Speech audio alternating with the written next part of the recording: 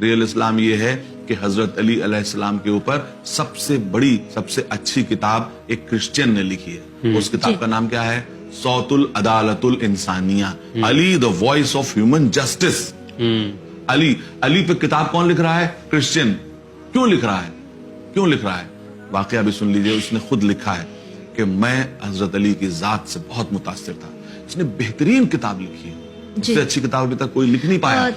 اور یہ جارڈیک جو ایک لبنانی عیسائی ہے, اس نے جو ہے یہ کتاب لکھی تو وہ یہ کہتا ہے, اس نے اپنے مقدمے میں لکھا کہ میں کتاب لکھ کر کے اور مگر میرے پاس پیسہ نہیں تھا کہ اس کو چھپواؤں, تو میں چرچ میں گیا, میں بیٹھا ہوا تھا, مغموم بیٹھا ہوا تھا. فادر آئے اور انہوں نے کہا کہ جارج کیوں تم اس طرح سے بیٹھے ہوئے ہو؟ تو اس نے کہا کہ میں نے ایک کتاب لکھی ہے, چھاپنے کے لیے پیسہ نہیں ہے. تو انہوں نے کہا کہ کتنے پیسے چاہیے, کیسی کتاب ہے؟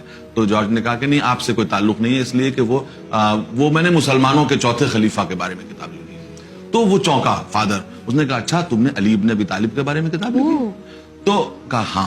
تو وہ گئے اور جتنا پیسہ ریکوائرڈ تھا لا کر کے دے دیا. تو انہوں نے کہا کہ فادر یہ بتائیے کہ آپ علی کے لیے کتاب چھپانے کے لیے پیسے دے رہے ہیں, یہ کیا وجہ ہے, کیوں ایسا کر رہے ہیں؟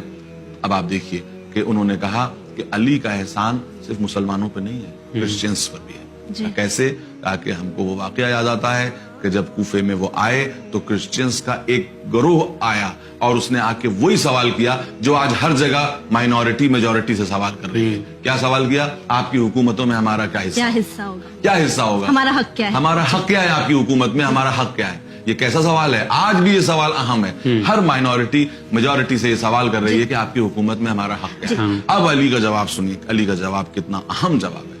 علی کا جواب وہ جواب ہے جو زمان قیامت تک جاری رہے گا, اور اسی سے آپ سمجھ سکیں گے کہ اسلام کا مزاج کیا ہے. اگر علی یہ کہہ دیتے کہ تمہاری جان مال عزت آبرو اتنی ہے جیسی مسلمانوں کی ہے, تو یہی سب سے بڑا جواب تھا. کیونکہ حضرت علی کوئی ڈیموکریٹک بادشاہ نہیں تھے. حضرت علی پوری فل پاور کے ساتھ خلیفہ بنے ہوئے تھے. ان کو ان کی زندگی میں اب کوئی ہٹانے والا نہیں تھا, کوئی ووٹ دے کے ان کو معزول کرنے والا نہیں تھا. کہ ایبسلیوٹ پاور ہاتھ میں تھی, ایبسلیوٹ پاور ہاتھ میں. اور کرسچنز آ رہے ہیں کہ آپ کی حکومت میں ہماری کیا.